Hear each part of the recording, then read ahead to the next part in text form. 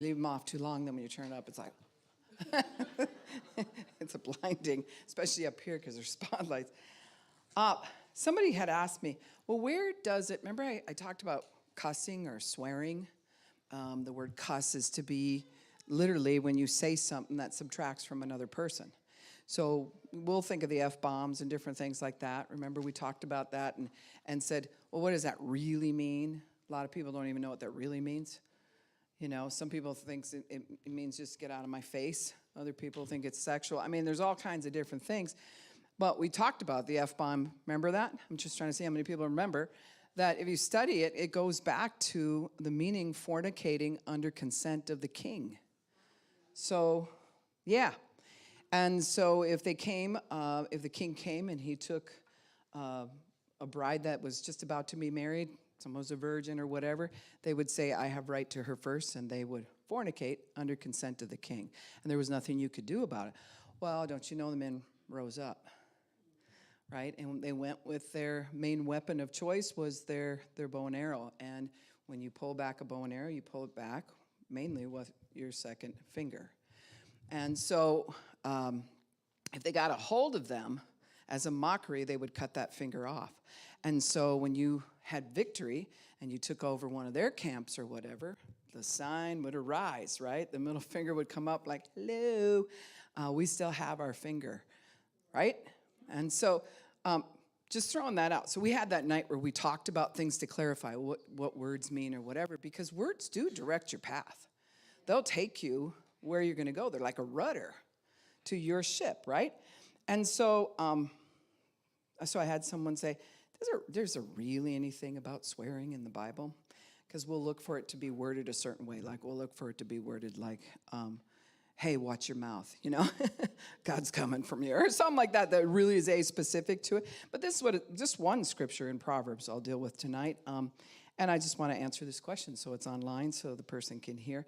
Proverbs 17:20, and the Amplified says, and the Amplified isn't changing up the words. What it's doing is it's taking the words that are already there in the Hebrew and giving the real meaning for them. Since I don't think anyone here speaks Hebrew. Anybody? All right, New Testament is different, right? What's the New Testament in? You have Hebrew and Greek, right? So this one is in Hebrew, and this is what it says. He who has a crooked mind finds no good, and he who is perverted in his language falls into evil. It doesn't really give a thing of like, sometimes people will fall into evil. It's just like, oh yeah, this was going to happen. You're just going to plummet. Because our mouth does direct where we're going. Our mouth is that part that is where our faith is located. Faith is nigh thee, even in thy mouth. So, and then it refers to James chapter 3, verse 8. But no one can tame the human tongue. It is restless, evil, undisciplined, unstable, full of deadly poison. With it we bless our Lord and Father, and with it we curse men who have been made in the likeness of God.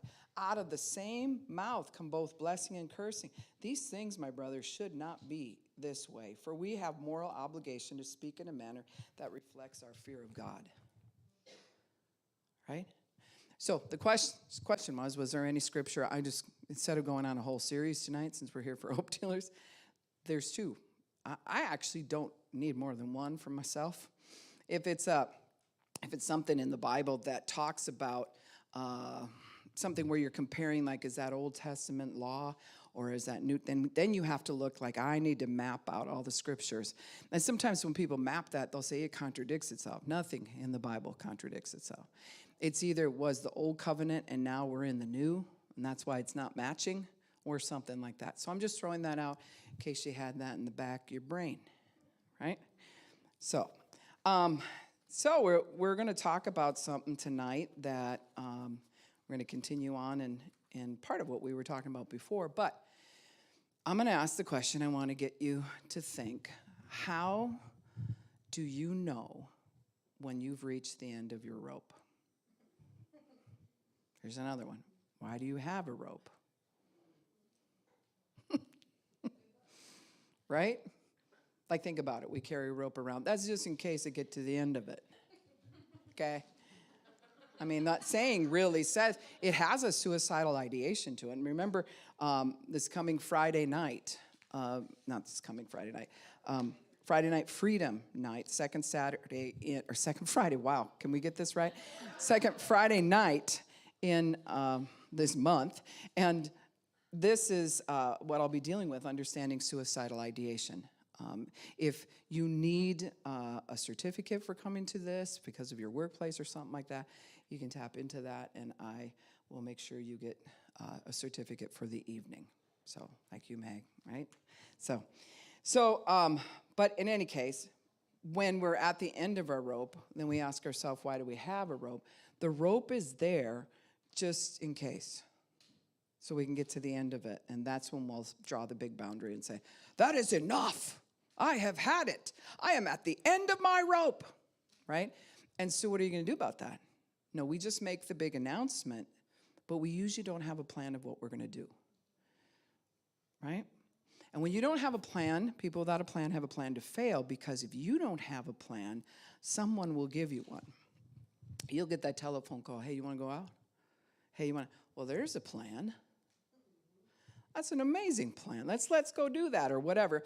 Because you didn't have a plan for your own life, somebody gets to direct your life, by getting a plan around you and encouraging you to do what they would want to do. Even with your besties, even with the closest people that are to you, you still have to stick to your plan. But what if you don't know what your plan is? Then you're going to get to the end of your rope, and you'll for sure have a rope that you're carrying around. Because when you find out what your plan is, then you fight for your right for that to come to pass. You just fight for it, like what I texted you. It's like, you know what? Let's do something that just kicks the devil right in the face. That's a whole story. But anyway, kind of like, she's still going to do her plan. Come hell or high water, though none go with me, still I will follow. We're going to do the plan. And that gives you a right to fight for your own freedom, because you are sticking to the plan. Now, you might not have all the details of the plan, but you have enough of a plan to know, I got to stick to this plan. If I don't and I veer off of it, I go to someone else's plan. So people without a plan have a plan to fail. Why? Because you can't live without some operation of a plan. You will either have a plan and institute it, or you'll be walking around following everyone else's plan. That's a pretty dangerous thing to do, follow everyone else's plan. I don't know, I'm just here. Let's get to Friday night, I dress up, who knows? I don't know where I'm going. I don't really have a plan. That's dangerous, especially if you're in recovery. Dangerous. We have to have a plan. So how many of you have ever experienced that you spiraled down, you face planted by not having a plan, and somebody who loves you comes along and wants to help you make a plan? Nobody has had that where somebody, let me help you out, sister, right? Let me help you.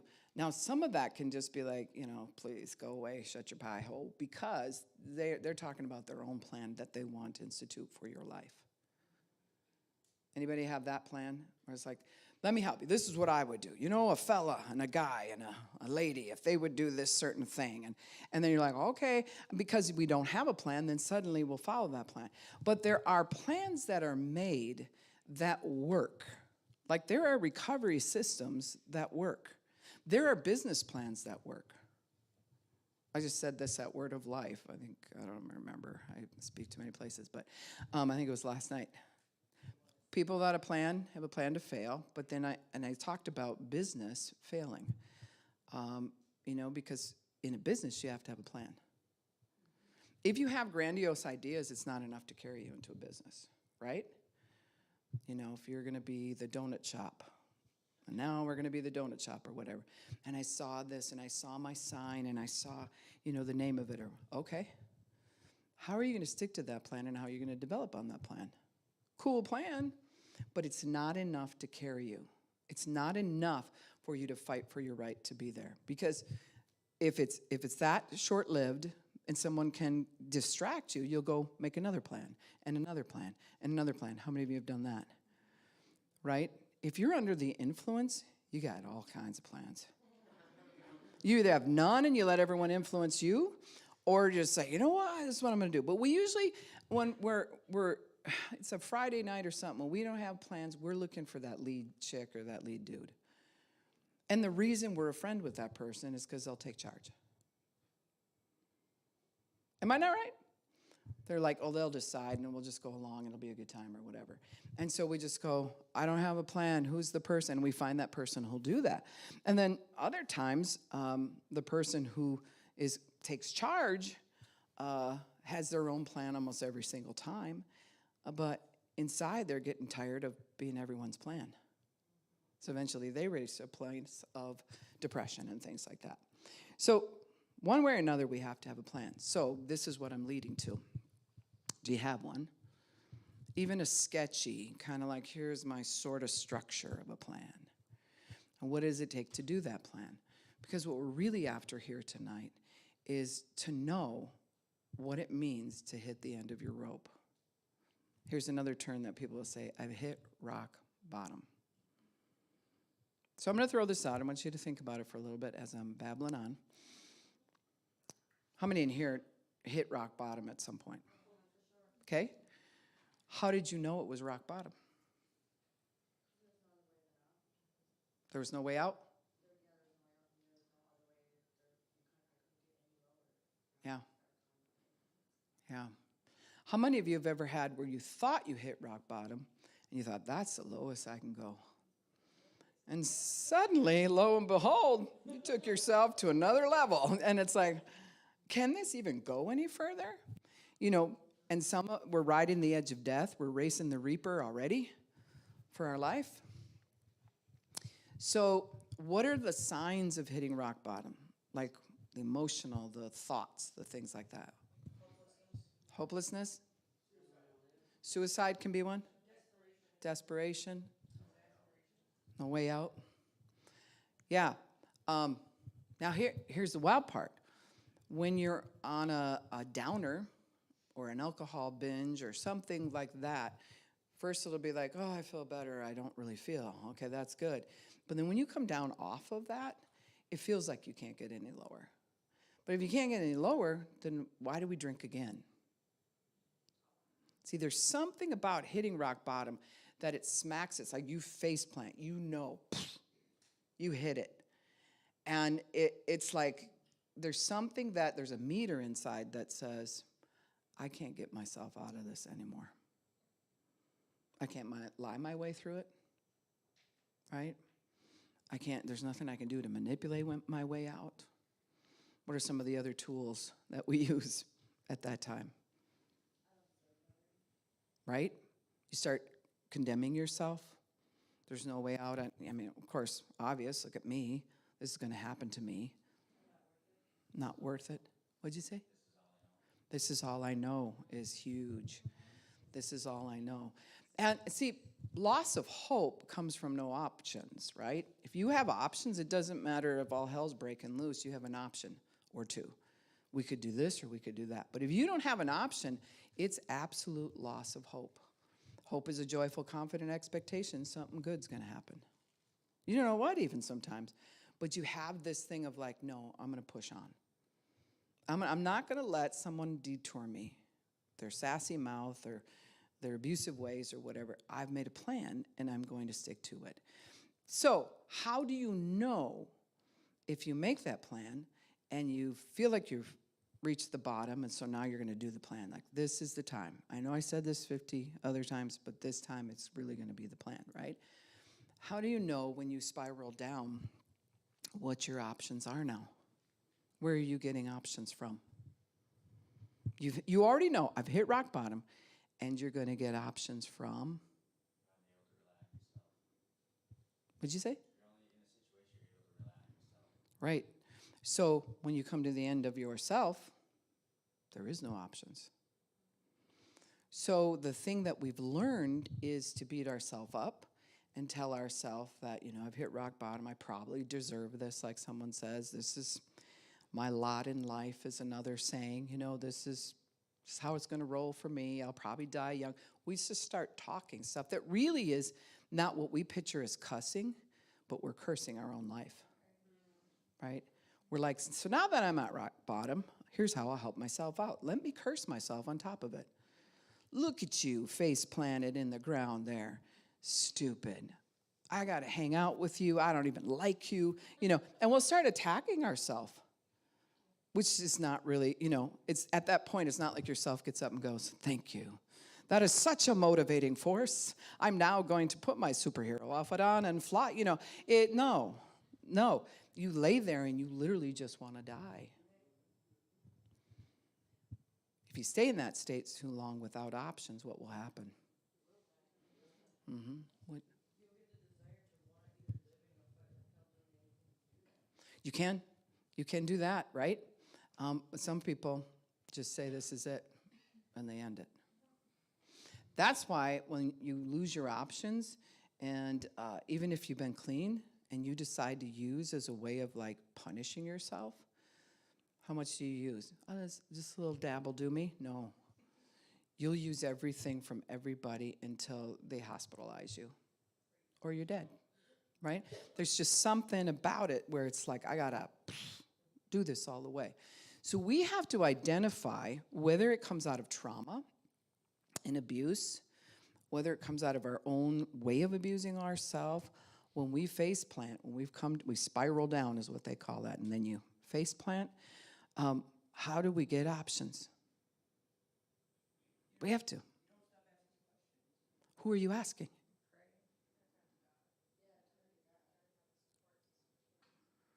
So God is good, right? But how many of you always knew God? Just like, yep, he's an option. Sometimes it'd be like, if you're out there, if you're real, I don't even know, we'll shoot something up, or we're throwing up after drinking too much or something like that. Just shoot up a prayer.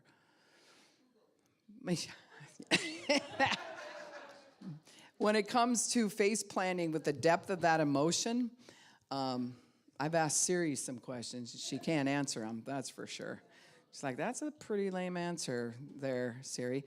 But anyways, the thing is, when we're face planted, we actually believe at that point there is no one in the world who would help. Now, our family members might have made us believe that. There's people around us maybe have left us. Maybe we burn bridges that we can't get back over. So you look around, well, there isn't anybody. That's because our brain says, well, I used everybody up, we're done. Sometimes going back to the same people and asking, would you help me now? Changes everything. Sometimes going to the people you don't even know. I have people who will walk through the door and I'm like, I know you don't know me, but my name is such and such, and I'm struggling right now with. They don't know me, but they've reached a place that's a sign to me that says, whoa. They're either here going to try to manipulate me, or they really have hit rock bottom and now they're going, I don't even care if I know you. I'm going to start knocking on doors and asking for help. Number one problem when we lose options is we don't ask for help. Sometimes there's a book sitting right there we could read. That's like right there. It's like, oh, the answer's in that book, but I just don't have time. Right? Right? It's like right there. And you're like, Sometimes we've used so much, our brain has a hard time concentrating on books. Right? Does anybody here have that? Yeah. So you're just like, blah, blah, blah, when, it's like, I can't read this book. Right? So sometimes you have to go to a different option and have someone read it to you.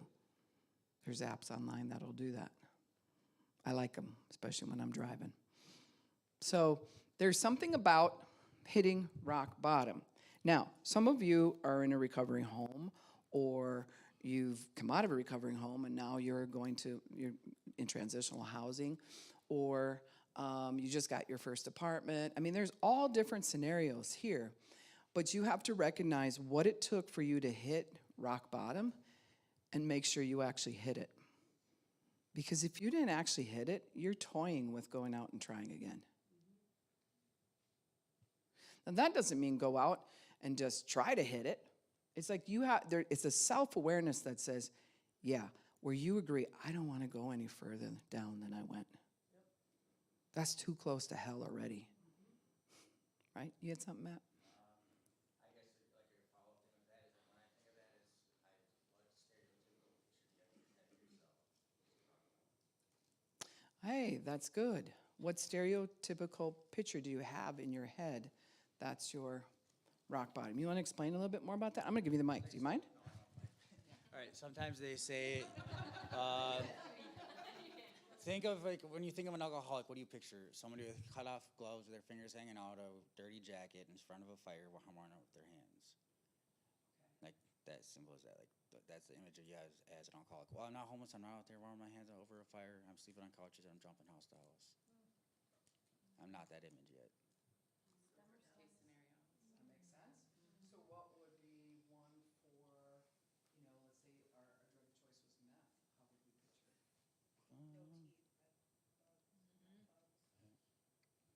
our drug of choice was meth. How would we picture it? Laying dead in an alley with needles sticking out of your arm. So if we're not that, then we're not so bad. So you've heard me say, if you compare the worst, if you compare to the worst in any situation, your finances or whatever, you're like, oh man, I don't know. Well, but I'll compare to that person who's worse. I'm okay. No, you compare to the best of the best, right? Like we'll compare to love, and that will, you lay your life down to the measurement of love, all of a sudden you will come up short. I don't care who you are. Well, that's a negative way to live life. No, I want to know where I come up short. Because then he can add the thing I'm short of. He can add that to my life, and then I'm going to be more complete. So why wouldn't I want to know that? But there's something about the imagery that we don't actually want to see ourselves in a negative light. So we, sometimes you can, just have used, and you got mites all over. You got all kinds of stuff. Fungus is growing, right? Sometimes they'll get behind the ears, and people get infections, and there's just all this stuff. But we'll fix up on a Friday night, get ready to go party, and we go, see, like you said, it's not so bad. I'm not that. I'm not that. So then you convince yourself you haven't hit rock bottom. So what if I'll get to you in a little bit. What if you're not suffering addiction, but you have extreme trauma that has happened in your life, and you've been running from fixing it? How do you know when you hit rock bottom there? Mm-hmm. You isolate and you get away from people, but sometimes people can do that 100 times in a year and not really be at the end, right? Mm-hmm. Yeah, the thing you hate, you become. The thing you fear, you can become. It can just start happening like that. So self-analysis, this isn't some big, deep class right now. But the thing is, if we don't know where we're at, then how do you make a plan around it? If I'm not so bad, if I'm the alcoholic that he describes, see, I'm not standing around a fire pit and the old jacket on and my hair all full of lice, because I've been sleeping out on the street. I'm not that. I just drink every night before I go to bed. So then my measurement, how would I know that it's killing me? How would I know? You know what I mean? What'd you say? When you drink alcohol, it actually alters your DNA, and in the morning your eyes will be a different color than they normally are if you drink a lot. Has anybody experienced that? Yeah. I've seen that. Mm-hmm. So there's something, it's altering your DNA because it's a toxin. So there's a lot of things that are toxic. Monster drinks are toxic, but we drink them. There's no food value in them. Is there? So our body is designed to take in something that's food value and process it. Otherwise, it doesn't take it in. But if we give it to it, it'll get used to it, and then it thinks it needs those chemicals. And those chemicals will actually set up in your body to make you crave other chemicals. So next thing we know, we're going from a monster drink to meth. It can be a gateway for people, and people are, no, it's just a drink that has caffeine, and caffeine's a drug. If we trust our country to figure out what they're going to outlaw and what they're not, really, we're going to trust our country to do that? When certain states right now are considering abortion to be 2 months, up to 2 months after the baby's born.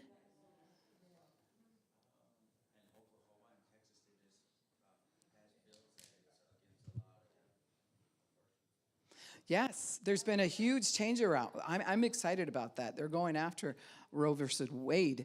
But if you trust the country, we have all these variables. And so if you trust to the government or to the grocery store or to something like, they'll take care of us. They're not going to feed us anything that could hurt us. So we leave it to somebody else to have a plan for us. They have a plan to get us addicted. Then they have a plan. Guess what caffeine makes you do? It restricts your blood vessels. So what does it do? It dehydrates you. So you think, man, I just drank 4 of those. Or I just drank a half a pot of coffee and then another half. I mean, it's like it's telling you you're thirsty, but your body's not able to read it because you're now craving the caffeine. But really what it needs is a glass of water. But they've told us that. Remember when in the 90s when it comes out, then when there was low-fat foods came out? Remember that craze was like low-fat?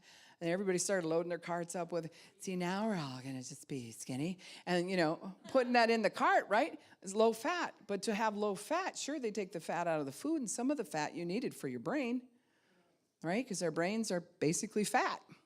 And so we took it out of the food and replaced it with tons of sugar. Then sugar makes you crave salt. And if you eat salt, it'll make you crave sugar.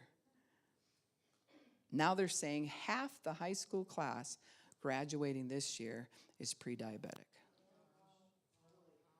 That never was. Little House on the Prairie didn't have that, right? Leave it to Beaver. That wasn't happening then. But things happen where we're like, we don't necessarily have a plan for our family. We just follow what's going on. I just go to work and I come home and then you see something on the news and they go, this is what we're doing now. Okay, I guess that's what we're doing, And we'll follow someone else's plan. People without a plan have a plan to fail, but when you get a plan, you will be challenged. You could have the plan to be like, for the next month, I'm coming to Hope Dealers. That's not a big, grandiose plan. That's not solving world peace. But it's going to benefit you, so you're going to come to Hope Dealers. For just 4 weeks, you're committed to. Every other day of the week will not challenge you like that day.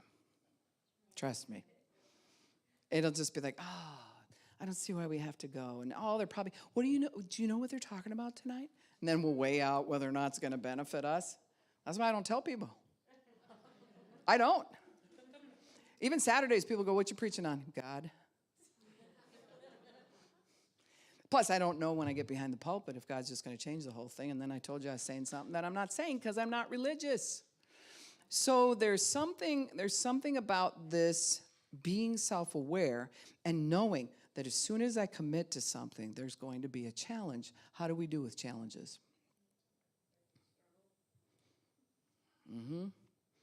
We feel like it's unjust when we're challenged. That's not fair. Why is it so hard? I don't see where I should have to. See, if we're not challenged, then we're okay. But that's a thinking that really says everything should come my way.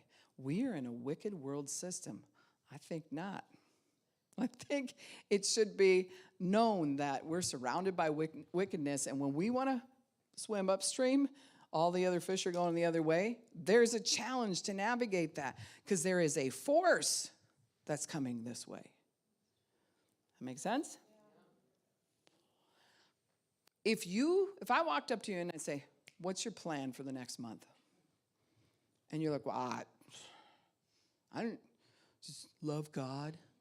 That's what Christians do. They always give these like pat answers. They're like, love Jesus. Oh, it just tells me, no, I'm talking about your plan. What's your plan for sobriety? Do we have a plan? Because if you don't have a plan, it's a setup. Somebody else says, okay, destiny works on a plan, so let me help you make one. I'll derail you in a certain area. I'll push at you in a certain area, so you'll back off of everything, and you'll do the plan that I want. That's the devil's kingdom. God's kingdom says, I want you to do this, and then you discipline yourself to do it. Ugh. But what if you weren't raised with, trained in self-discipline? Did you know that just doesn't fall out of the sky and suddenly you're like, I'm disciplined. When I was 16, I wasn't, and now that I'm 20. No, it doesn't work that way. We learn discipline by being disciplined. I didn't say being punished and beaten and abused. We learn discipline by having it role model to us what discipline looks like. Even a teacher at school, which can get crazy now when it's learning. But, the bell rings, there's a discipline, a cue in the kid's brain that's supposed to say, sit down, right? Now we're going to listen corporately. Get your pencil out. Be ready to take notes or whatever it is. So those all line up in disciplines, but, we don't always get that memo. I didn't get the memo of discipline in certain areas. And those were the areas that beat me up. Because I didn't have self-discipline, because I didn't have it role model to me what discipline looked like. So how was I supposed to discipline myself? I didn't know, right? And that's the area, if you don't have it, you will think everyone else is a bully and you're a victim. She just came right up and made a rule. So she was like all up in my face. She's so mean. No, actually, that's the rule to the store. I'll bring one up. I hope I don't offend anybody here. I'm not trying to offend anybody here. But the little guy at one of the stores in town that they greet you as you come in just read the rules. And he's supposed to enforce those rules. You thinking he's just there to say, hey, right, shake your hand, welcome to Walmart. But that's not the thing that's going on. He's also to instruct the rules to help keep the store safe as people enter. And then they check your receipts, which is offensive to some people. Oh, got 2 things in the cart. Well, there's rules of what they have to do to check those 2 things and why they queue to do that, right? There's thousands and thousands of dollars that leave that store through theft. So they got to set that up. There's a rule about dogs. What are they called? Emotional support dogs or service dogs. And I don't know what it is, but I hit that it was my time to give the receipts, and I'm behind a person who's got, not a dog that's walking. Like if you got a dog that's actually a service dog, not to buy the little vest online, because people do that, and then they pop it on. You're walking around holding on to a lie. Your conscience should bother you, but it doesn't. That's a seared conscience. Be careful with that. Anyway, so this is not that dog I'm talking about, an actual service dog. They don't have a problem with that if they're on a leash and they're walking alongside of you. What they do have a problem with is if it's in the grocery cart. Now think the reason of this. And I'm not offended if you've got an emotional support dog and you take them to Walmart. It's not my issue. I'm just bringing up a thought, though. Think about this. Think about how we freaked out because of COVID. I remember walking in Target when COVID first started happening, and a lady was frustrated because there wasn't enough wipes. And she literally had the whole cart wiped underneath. She was going through all the little nooks and the crannies, and I'm just like, wow, I just want to get around you. I'm just trying to grab a loaf of bread, And so, but that was that much paranoia that was going on. Same people, they'll wash their hands and do all that. It's okay for their dog who eats poop, does poop, rolls in poop, all of that stuff that dogs do, to be in the cart where we put groceries. So the guy, I don't know, twice in a row, 2 days in a row, he goes, oh, you're back, because I'm like pulling 3 carts. I get somebody trailing me, and then I hook them together, and I'm pulling. That's how I shop for Mission 61. It's like, all right. Then I load the trailer, and, so they know when I'm coming. They're like, that's that lady. And then they have to do a big thing to check the carts. But I'm in behind, and all of a sudden, this guy just turns. He said, you're not allowed to have a dog in the cart. Very nice, he said like that. All of a sudden, just boom, F-bombs coming out everywhere. And you're an idiot. And you're, blah, blah, blah. Was that called for? No, it's not your store. The guy had the policy, right? You might not have a problem with it, but the majority of people do. And Walmart has a problem with it, right? So it's like, even if we don't like it, we should comply to it. There's some things that are very unrighteous. Yeah, stand up against the unrighteous rule. But that one's hard to say that's unrighteous. It's just not personally fair to you and your emotions. Right? So the next day I go back, same thing, except this time it's a chick. Woo, Ooh, did she lit into him? And I'm just standing there like, just follow the rules. It's not that hard. But here's the thing. Walmart has a plan to keep people safe, to get the groceries in and out, to do the thing. And sometimes they can get a little irrational and too much. But I can tell you what, they got to run this thing. And we're coming in with our little plan, and it's all about us, and then we get all pee-pee hurt. Whatever that means, I don't know, but I say it. So there's something about it, but that's what it's like if someone tries to reach out and help you when you have no options, but they have some. It's irritating. It's the very thing you need, but you don't want. Or if there's rules to something, and somebody just says, hey, you can't be bringing stuff. This is brand new carpet. You can't bring, like, red drinks and stuff like that in here. Instant irritation. That's unfair to me. I can make it fair to you. Pay for the carpet. Then we'll be fair across the board. Because it's really unfair to us if we have to pay for the carpet. Again, I'm bringing this up because it's part of what happens when we do the whole trying to get a plan. Then the basis in there is wherever we think life has been unfair to us and where we don't like authority and where we don't want to go to people who could actually speak into our life. Sometimes we have CPS workers working with us. They're of the devil. That's how it can feel, right? But their job is to not everybody's perfect. I'm not saying they're perfect across the board. Any job has some jerk in it, right? But when it comes down to whatever got to the point that we have a CPS worker, we have to acknowledge that that's a part of our plan.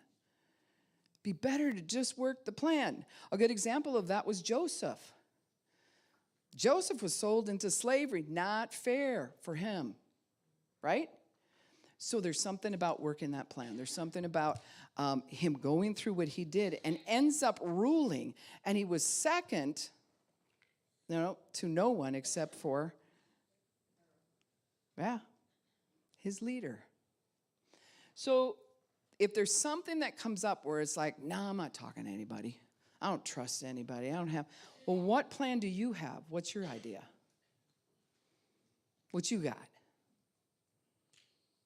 And what's really wild is people, I'm just saying, because I've done this in recovery. I did this years ago, where a person who's successful in an area, I call them big dogs, where you're supposed to run with the big dogs.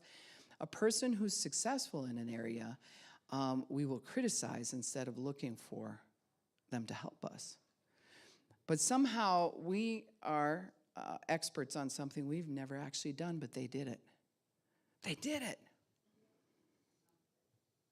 And we'll repel away from the person who did that thing that we need to do. Right? We'll just back up away. Mary, can you reach up and turn the fan on there? And then there's one over here. Somebody just grab it and turn it a couple clicks, I think to the right. I'm just guessing. We're either turning it off or turning it on. So there's something about the plan that we got to come up and know ourselves personally. So what are you sticking to that you know is the next right hard thing to do for your life? That you've kind of mapped out your life enough to be, like, I'm at the point, like, I'm 57 years old, right? So if I'm in that zone, I can't plan like I'm a 20-year-old. I have to plan now. If I was in recovery right now, really, how long would I live using drugs? I better have a plan. Doesn't mean if you're 20, you make a plan that, I got another 20 years I can use. You might not be here either, right? But there's something about knowing where you're at in life and something that says, I've actually used all my options. I'm not coming up with anything else. I better talk to somebody and ask for help.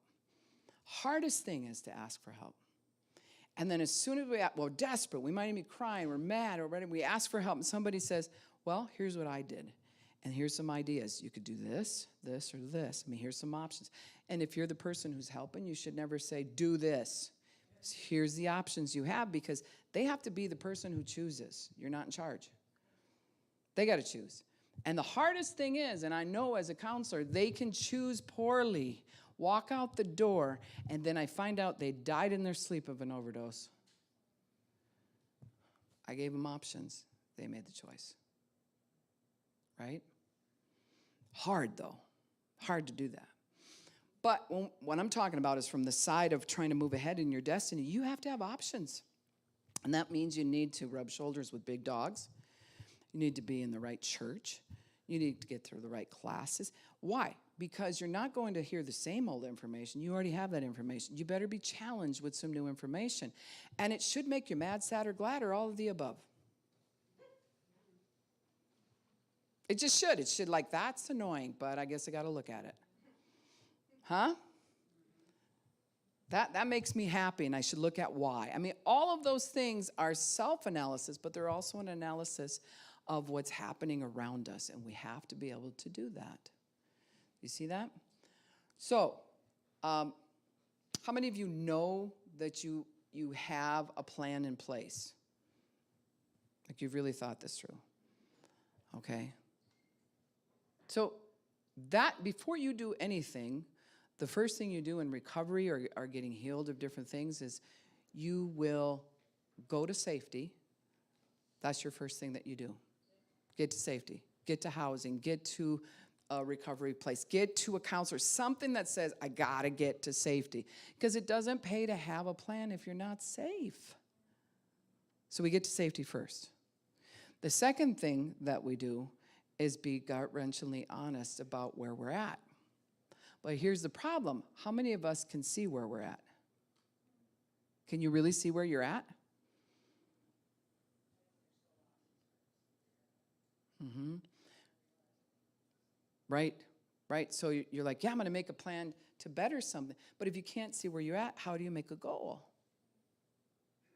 I'm just challenging tonight. This is one of those nights where it's like, think about it. Selah. And the Bible means think about it. It's where you got to go, yeah, I should make a plan.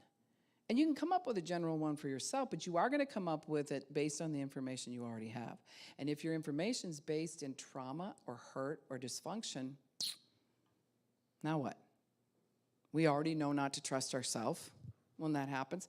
So we still have to go to somebody with our plan and say, what do you think about this?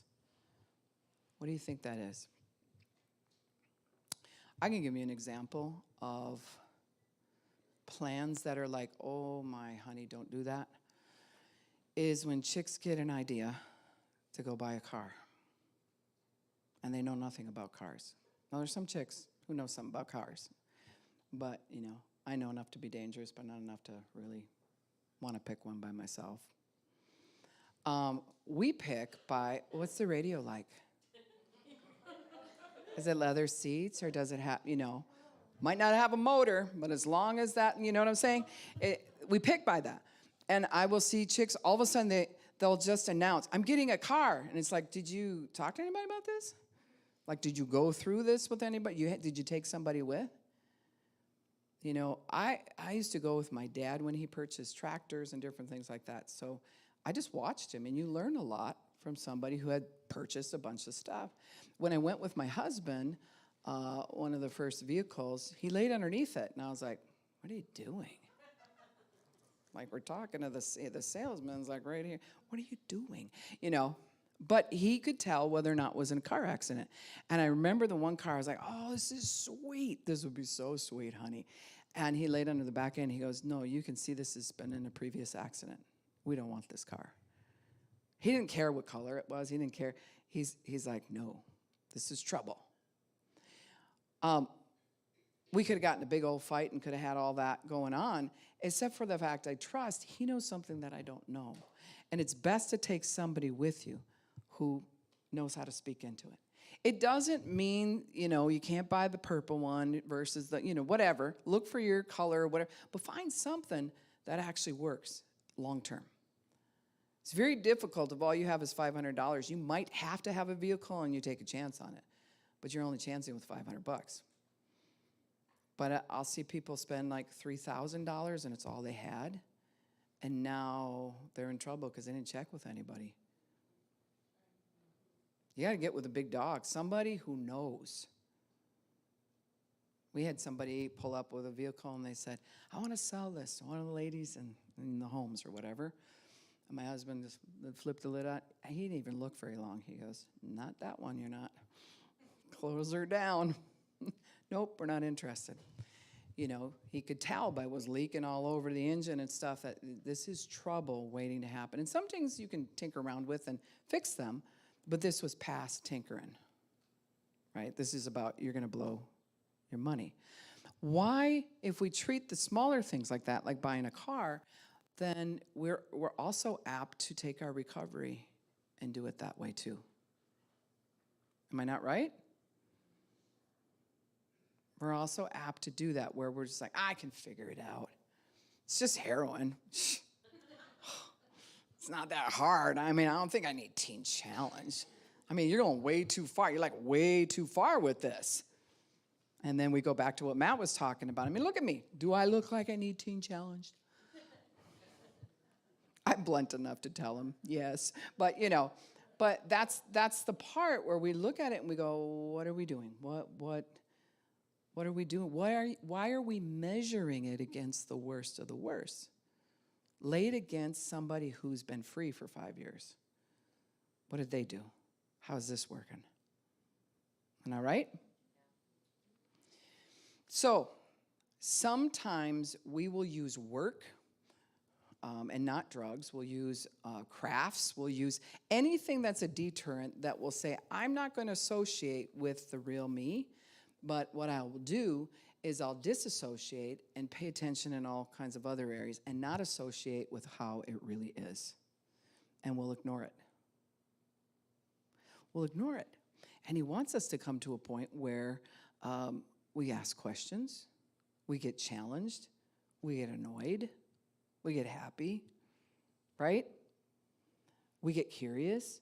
All of that needs to come back alive and be a part of your plan. So, what happens though is it depends on how long a person has been using. And sometimes it's not that you've been using, but it depends on how many years you've been traumatized.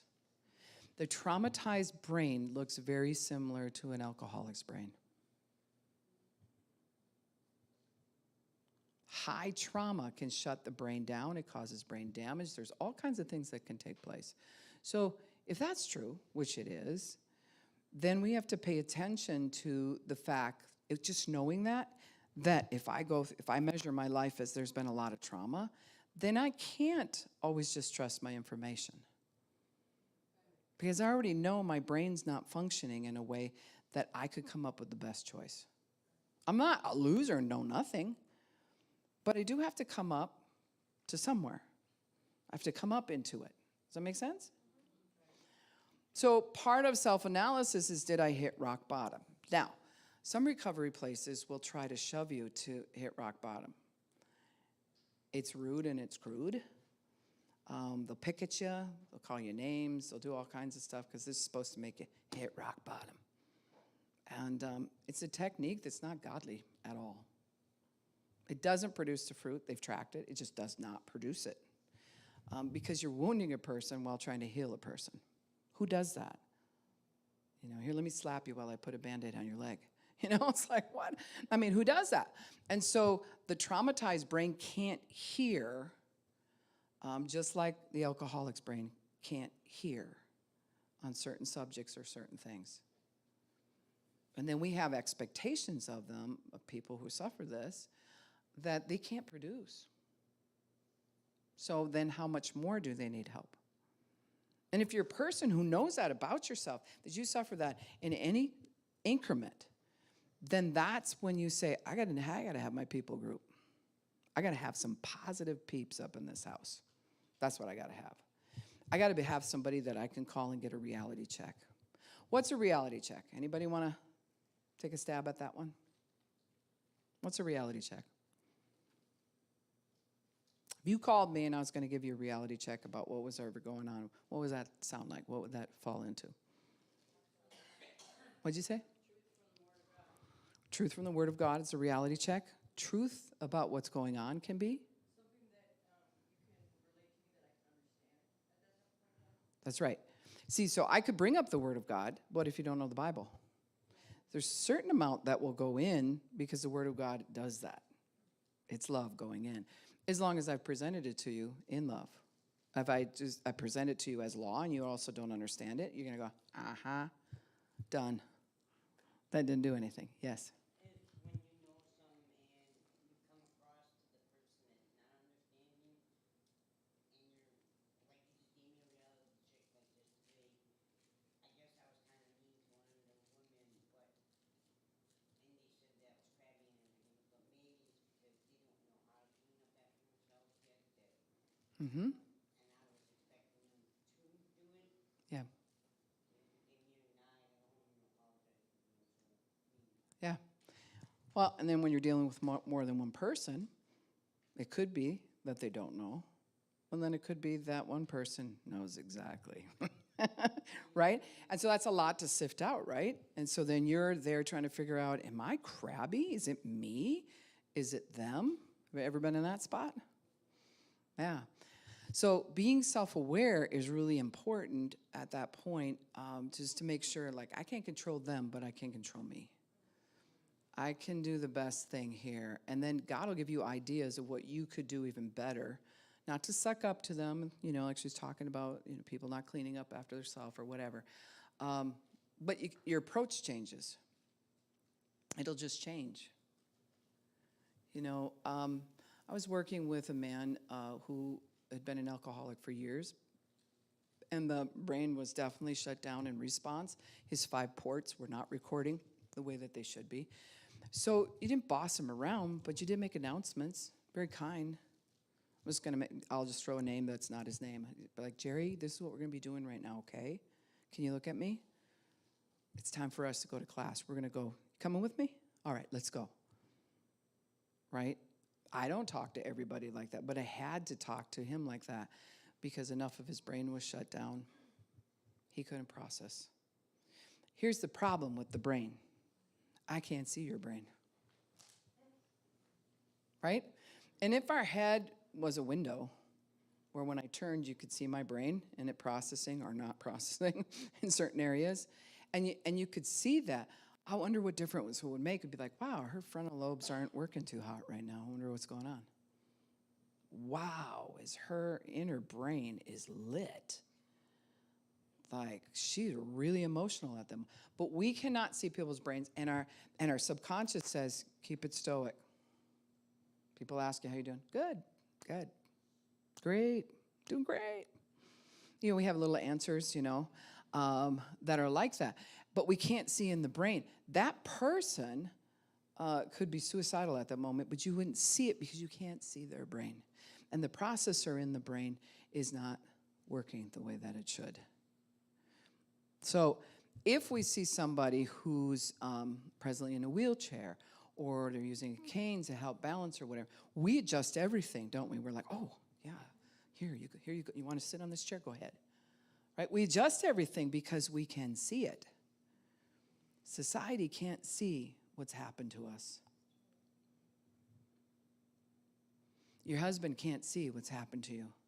Your wife can't see what's happened to you. They just got to try to grab it. And it doesn't make a lot of sense because I can't see. You look fine to me. You look great. Right? And so when we pay attention is when the person is way at the end. Then it's like, whoa, what happened to so-and-so? Then suddenly we'll pay attention. But even when we pay attention, we're not sure how to adjust ourselves because we don't know what's happening. We just know they don't look like themselves. Right? So mercy and grace is needed in those situations. We have to understand, why am I reacting this way? What's going on up here? Why is the situation going on the way that it is with the people? How do I respond? And it takes a skill to do that, which means we all have to slow down. You can't use those skills when it's fast. We have to slow down. Remember the night I shared, and there's new people here, so I'm going to share again. Remember when I shared on the guy who was fighting with his wife all the time, and he's a businessman, and he was trying to get people to listen to him or whatever, and he studied on the brain. And he actually designed a book and now goes in and helps companies shut down their fights when there's fighting in leadership and stuff like that. But this is what he did. He figured out that just like reading, you think you're reading fast, but however fast you can read is way slower than your intellect can take in. So you're actually making something, your brain match something way slower. And you think you're just cranking it off and reading it. No, your brain can process way faster than that. So you're bringing it to a slower level. And when he figured that out, he started studying the brain, and he slowed his speech down. So him and his wife had these normal arguments. You know how you get stuck on a few things and then it's time to argue on Fridays usually, or whatever day. You know, that's the day we argue about that because it's going to come back around again or whatever. So he just talked to his wife like he was trying to train his brain to work differently. So he talked like this, you know? And so she's like, what are we doing? And he encouraged her slowly to talk the same. And he said, I think it's going to heal something, right? Because he felt like if he could slow the brain down, the cognitive area would have wiser thoughts. It would have more time to do different things, and he was right.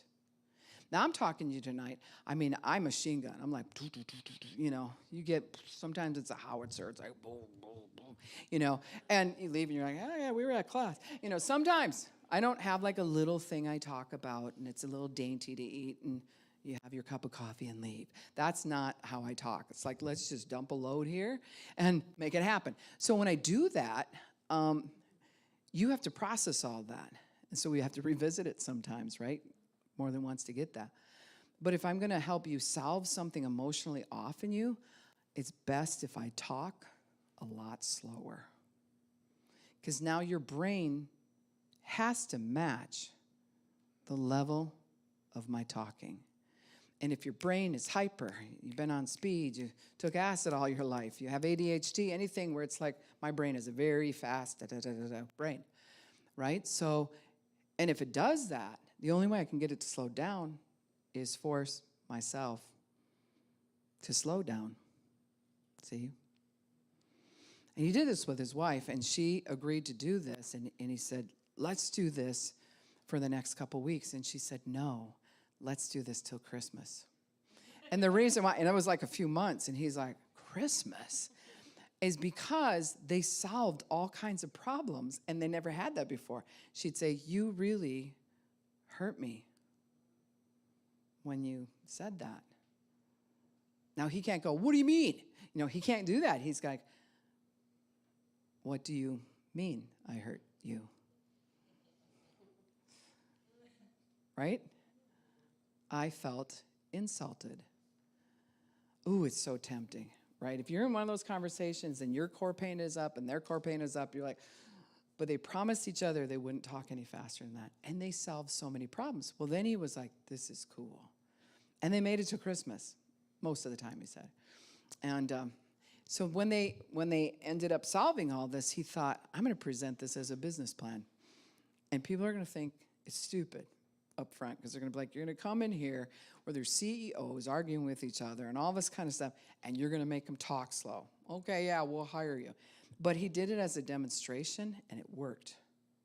Because everybody slowed down, and you can't out-talk the other person. You have to say how you feel. Now it's your turn to respond. When you slow it down too, it's very difficult because you're practicing slowing down the brain. It's very difficult to bring your voice up when you're talking like that. It's like voice, when you're voicing into your phone and it never prints it out what you said. I mean, some nasty things have come on my phone. I'm like, I did not say anything near that. Nothing near it. And so then I got to double check, and I didn't do that to begin with. Some people got some messages that were like, sorry about that. So my husband said, talk like a robot, and it'll hear you. So I'll be like, you know, I will meet you at 4:00. And then it does it. But if I talk like this and I go up and down when I am talking, it doesn't do it. It gets it almost every time. So the brain is very much like a computer. So if you make it slow down, so you got a situation, right? If you're in that situation, you're going to confront somebody. The first thing that happens is it'll cause you to want to speed up because you're already angry and you feel like people are hurting you. And so this is not right. And I am going to tell them, I have about had it, and you come up. The best thing you can do is come down and talk like this. Or write it on a piece of paper, which is actually slower than how your mind thinks. I mean, we know it is because when you're upset or you're in a hurry, to write out a note to your kid to do the dishes or something, it's like, come on, because you want to get out of there. It just takes so long to write that out. That's why we don't like it. We're always trying to find faster ways to do it. And our society keeps making us faster and faster and faster. When really God directs. And I've never had him talk in really high tones and go up and down and be worried and drive me. You better get to that church. This whole thing's going to fall apart. I mean, he doesn't talk like that. He doesn't. He will talk to me like this. One time I said something, and it went right through my system. He said, "What is that?" See, he doesn't have to say, what is that? Why did you talk like that? I don't see, every time you do that, this is what, he doesn't give speeches. Have you ever had God give you a 20-minute speech? And you're like, okay, fine, I'll do, he doesn't do it. He just doesn't do it. You'll just get a sense where it's like, no. Okay. Be still and know that I am God. That's how he talks. There's no worry in his voice. He's not hurting. He's not begging. He's not manipulative. So he's not using any of those voice inflections. That's how you can know. People say, well, I don't think I hear from God. You pay attention? They'll say he's the still, quiet voice. Why does everybody say that? Still, because he's not talking to you like this. You need to get born again. He just doesn't do that. But he's a still, quiet voice because he's absolute peace. And the word peace means there's nothing broken, right? Nothing left wanting, nothing incomplete. He just is. My sheep hear my voice. That's what the word of God says. My sheep hear my voice. So when you go to hear him, you're not looking for come on, tell me, let's do this. Right? We'll be at the altar praying in tongues or doing whatever because we're wound up and we want him to be wound up with us. Sometimes when we're wound up, he's trying to get something through to us and we can't hear because we're way out ahead. And he's just going, calm down. I got this. That's all I need to hear. I don't need to tell him to tell me every little detail of how he's got this and why and what we're going to do about it and what you should think and watch that other person. And that's what our mind does. And it's trained to do this. And remember I said what they're doing with the memes and all the different things that are online, TikTok and everything? There's usually 6 seconds that you have to make up your mind to disengage or to engage in something.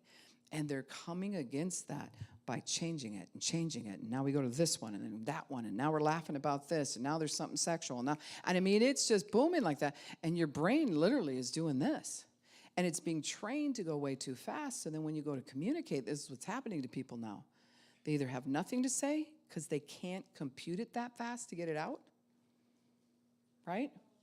Or they'll try to compute it that fast and get it out, and they rip your head off when they're doing it. That make sense? So we have to slow down a little bit. Even if you're confronting somebody, what happened here between you two? Right? Just somebody starts a conversation like that, the whole room will go, oh, I guess we're doing that. Where if I'm like, well, let's settle this, then it's going to be, what, and every time, blah, blah, blah. And it's like, no, I don't. Yes, you do. See, we don't even wait to hear reasoning, and we can't hear where that other person's coming from. Slow.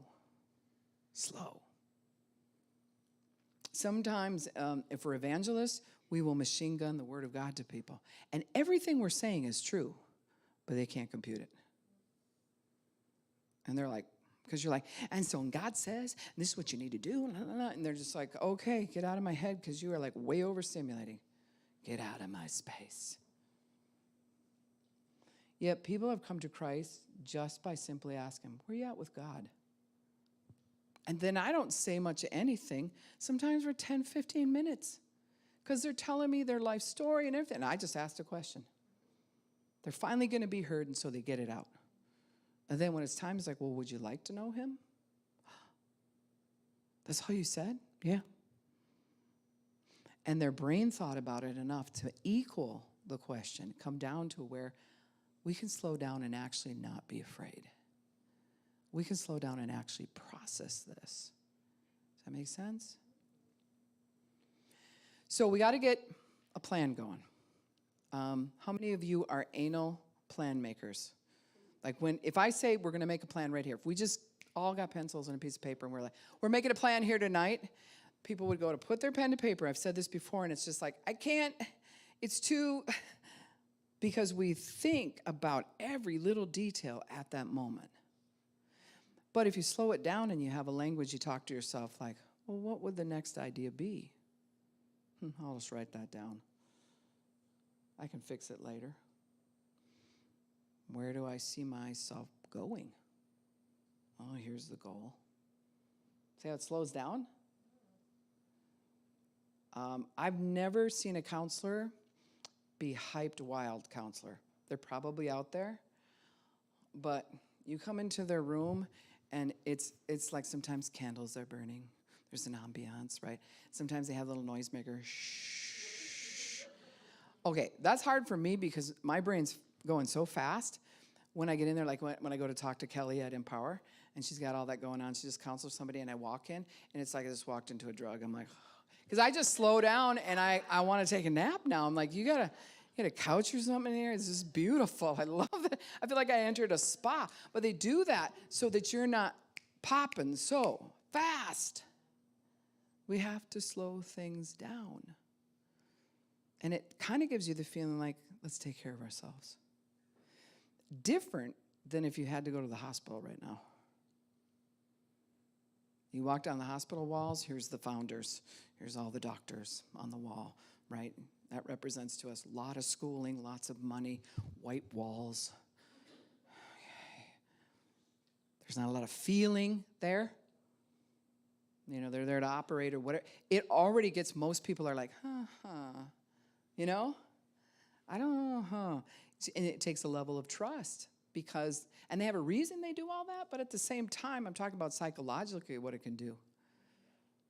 You know, you look around a room, there's nothing in there but instruments, and you're like, all right, I'm calm now, right? So there's something different. And so if you've got a counselor that's way too hyped and that's not helping you out, get out of there. And find somebody who knows how to process at a slower level, who actually has good listening ear. And if you say, no, I don't want to do that, they're not going to have a fit about it, even if you're making a really bad choice.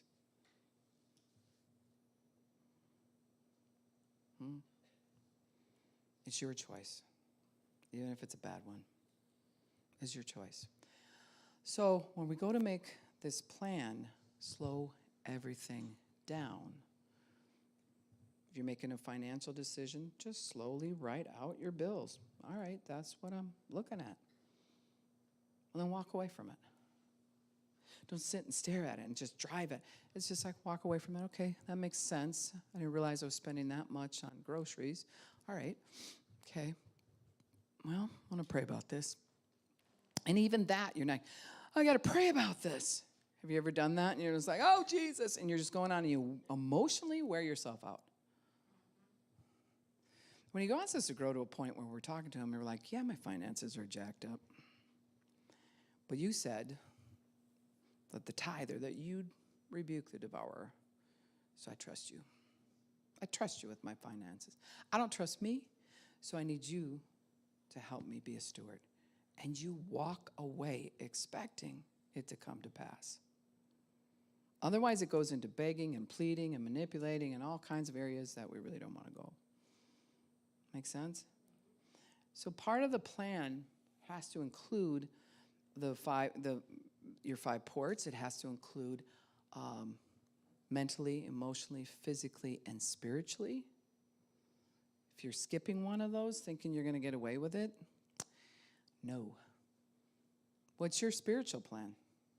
That should trump all of them because you're a spirit being. What's your mental health plan? You got one? Somebody here might be like, well, I don't suffer from any mental health. Everybody suffers from something. Our brains are imperfect. There's something up in this house that needs to be changed. There always is, right? And so be self-aware. No, here's when I wear out. Here's when it gets tough for me. All of those different things. Mentally, emotionally, physically. Are you taking care of yourself physically?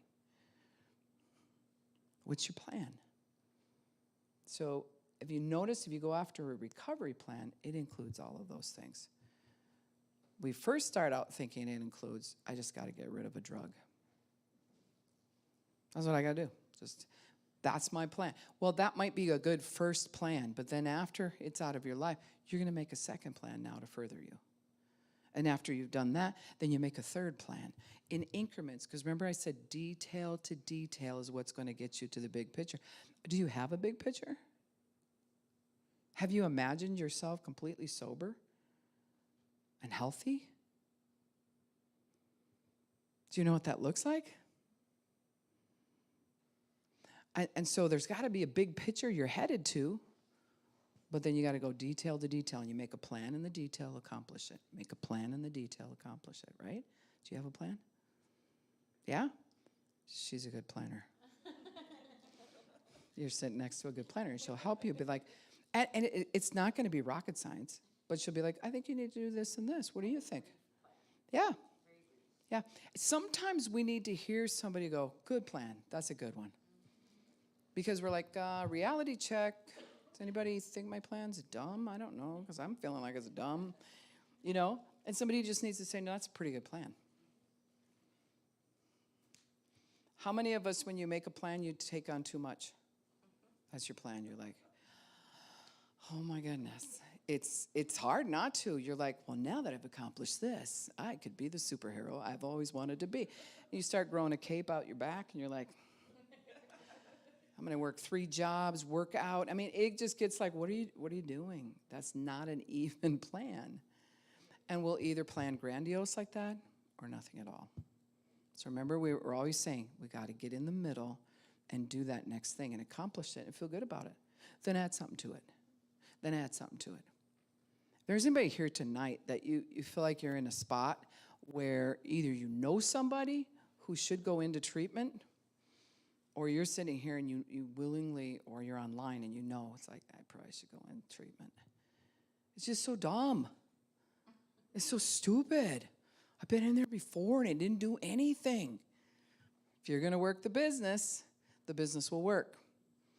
If you're going to work the plan will work. You don't work the plan, you can't blame it on the facility, right? So what we do is we acknowledge, yeah, I screwed up the last time. That didn't work.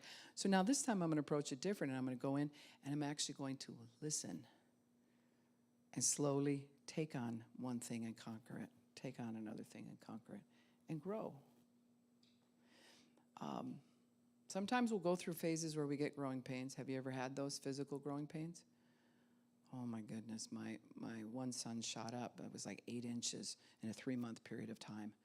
And he cried in his sleep. He didn't even know he was doing it because his legs hurt so bad. Well, sometimes we go through that. That means we're putting such a demand that it's like, and sometimes we got to go through that. But that is not how God wants us to live. Or that's how we do it every single time. No, there's a time where we're like taking it, like Matt bought a truck. That was part of his plan. Did it. Yeah. Because he accomplished, he went, here's the plan, did it. Yeah. But if you let your mind go grandiose, you'll be like, this is what I'm going to do now that I bought the truck. And that's when we get a little cray-cray. We get out there and we're doing, or you don't want to get stuck sitting still. It's like, got the truck, there it is, just staring at it.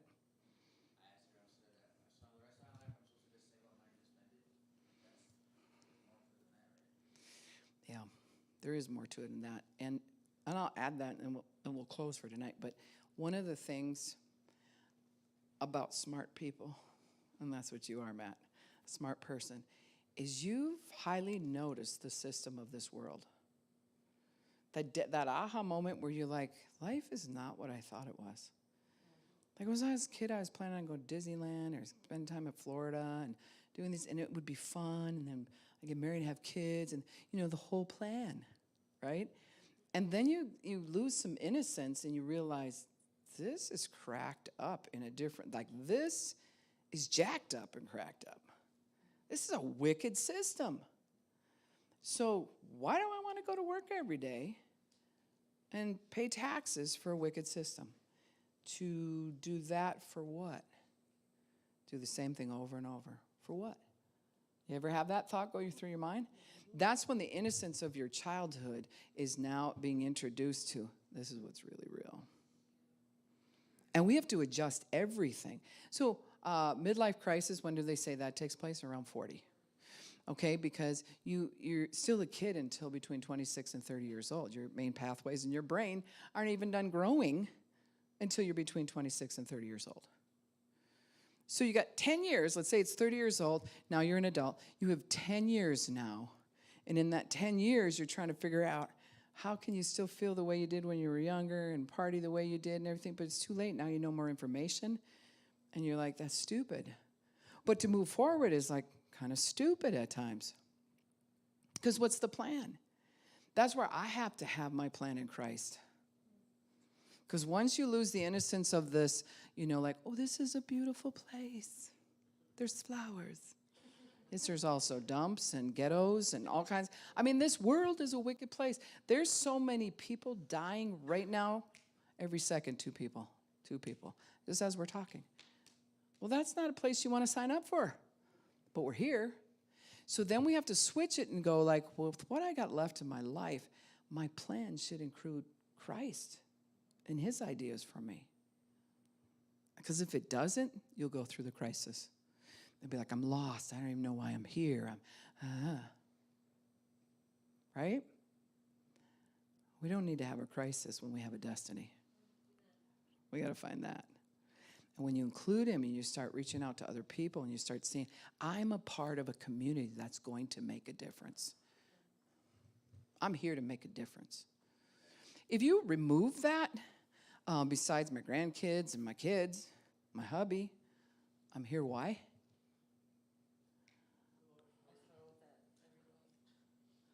You know what I mean? It's like, what's the big, like, if I remove Christ from my life, I'm going to have what? Right? I mean, your best plans, like I'm going to get a monster truck and I'm going to race and I'm going to do, that'll last for a little bit and it's fun and you're done. It always goes away. Have you noticed that? Well, I'm going to learn how to knit. You get all excited about it and you got your scarf that looks kind of crooked, but you did it, and it's just this thing, like, I'll probably make this nest, and then it'll just sit there. Because it wasn't all that in a bag of chips. But if you were knitting a scarf for a homeless person, that would hold you to the task, wouldn't it, if you loved? Yeah. We're slowly over the years have been switching over to like, really, do I need this? No, I don't. That person needs it. Really, do I? What? And the thrill from all those things don't matter. It's not like I thought it was going to be. It just doesn't. But I get a real big thrill when somebody gets to safety. When somebody's going to make it. When somebody finally sees themselves and admits, this is what I need. If somebody signs up for something to get help, whoo! Yeah, that's what I get excited about. If you look at your energy and at your brain, I always say this, how much space, time, and energy is a thought taking up in your brain? So when I was probably 16, clothes was like this whole section here. Like this whole section of my brain was clothes. I got up, I wonder what I'm going to wear to this. Right? Ladies, do you remember doing that? Maybe some of you still do. I don't know. But now it's like, I'm supposed to care. Okay, all right, I'll get it. I hate spending money on that. I'd rather give it over here. I mean, it switches. But it take all the space, time, and energy, And then I remember when I did go out, I would take everything out of the closet. No, it's not this. Lay it on the bed. No, it's not this. Lay it on the bed. And then you have to go. So you come home to most of your closet is laying on your bed. Your parents walk in like, what happened? Well, I just took my whole brain and, did that. And then what do teenage girls, many times they'll say, well, there's just nothing to wear. You don't take me shopping as much as you should, right? And my mother would smile and just be like, go pick some pickles for the farmer, right? You really want a new shirt? Go do something about it. And then I'd be like, she's so unjust. I didn't use that term. That was a nice way of saying, that's a translation. It was a totally different thing I said about her. But I'll say now that she was unjust. And so, you see what I'm saying? In the plans change because we change, and we do have to allow ourselves to say, I'm actually going to stretch into something different, like we were talking about last week. The neuroplasticity in my brain's coming over. I'm going to do something different, right?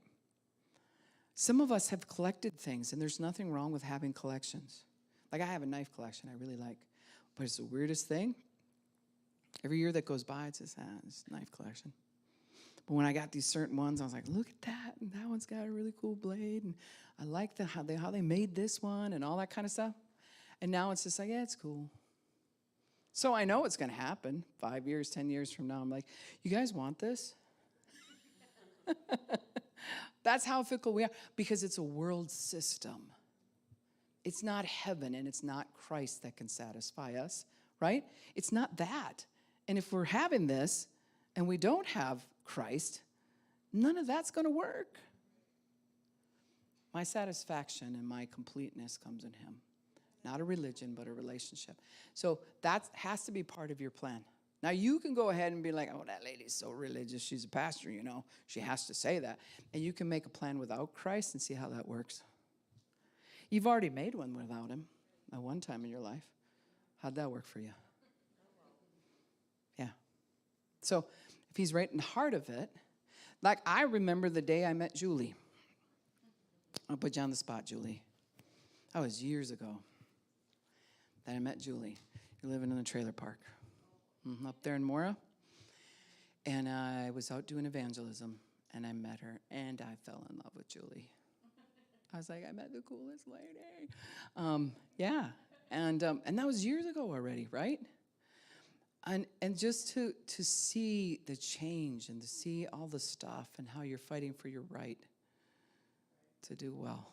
I'm proud of you, and I want you to hear that. Let's give Julie a hand, just because. There's a lot of people here accomplishing things. Maggie just took a big old test tonight. What was that about? Yeah. Rock on for you. Mm-hmm.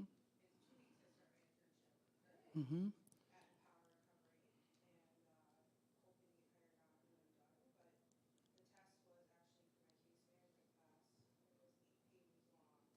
Yeah.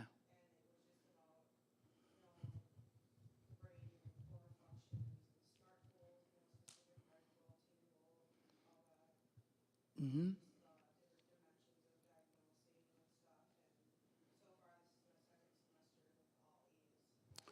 Give Maggie a hand. Right? And, from the stories that I know in here, I could just keep going down the line. And as much as you think you're struggling, you're actually doing pretty good. You're here. Right? You showed up. You're doing pretty good. And so take that tonight and just know that you're loved and cared about. And next week, I think it'll be in a couple weeks. We're going to open up into like a new series here. So just wanted to let you know that, and then I'll let you know what it is. And then you can go, well, I already know about that. No. No, I'll give you opportunity to do that or not do that. But we can always learn and always have change. And if you know somebody who is using presently or needs prayer or needs a place to stay or whatever, please contact me. I'm not the Savior, but I do know him. I got a hotline. Yeah? So have a good evening. Be sure to take one of the flyers on suicidal ideation. That will be at Word of Life.